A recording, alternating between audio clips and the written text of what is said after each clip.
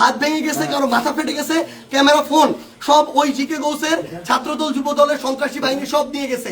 এবং আমাদের একজন ভাইয়ের চোখে রড দিয়ে যখন গুঁতা মারছে, তার চোখ বের হয়ে আসার মতো অবস্থা, আরেকজনের মুখে রড দিয়ে বাড়ি মারছে। এই ভাইদেরকে এবং উনি আমার জেলা সেক্রেটারি এনসিপির, উনি একজন ভাইকে বাঁচাইতে গিয়ে রড দিয়ে উনার এই কনুই ভেঙে শেষ করে দেওয়া হয়েছে। আপনারা একটু কাছে নিয়ে আসেন, আপনারা যদি দেখেন যে এখানে উনার হাতটার কি অবস্থা হয়েছে, এই জায়গায় মানে এটা ধরার মতো কোনো অবস্থা নেই। এখানে মাথায় এই যে রড দিয়ে প্রত্যেকটা জায়গায় বাড়ি মারছে।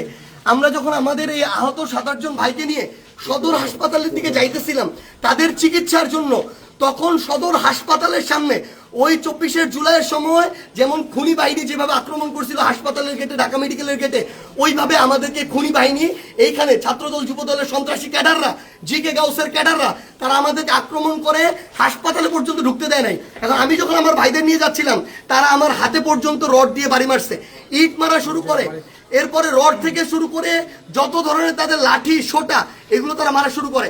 এবং ওইখানে আমাদের ছাত্র শক্তি, যুব শক্তির, এনসিপির অনেক ভাইকে তারা ওইখানে মানে ওই সবার সামনে ওখানে পিটায়।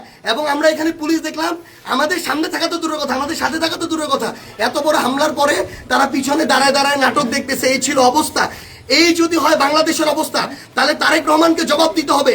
এটা কি তারেক রহমানের সন্ত্রাসী বাহিনী, যেই বাহিনী মানুষের উপরে এইভাবে শুধুমাত্র দ্বিমত করার কারণে, সমালোচনা করার কারণে এইভাবে আক্রমণ করতেছে? সালাউদ্দিন আহমেদকে জবাব দিতে হবে। তারা কি এই জিকে গাউসদেরকে এই সন্ত্রাসী কার্যক্রমের টিকাদারি দিয়ে রাখছে কিনা, এর বিচার না হওয়া পর্যন্ত আমরা হবিগঞ্জে আছি। যদি পারে আমাদেরকে মেরে ফেলবে, এখান থেকে প্রয়োজনে আমাদের লাশ যাবে, কিন্তু এর বিচার, এর জবাব তারেক রহমানকে দিতে হবে।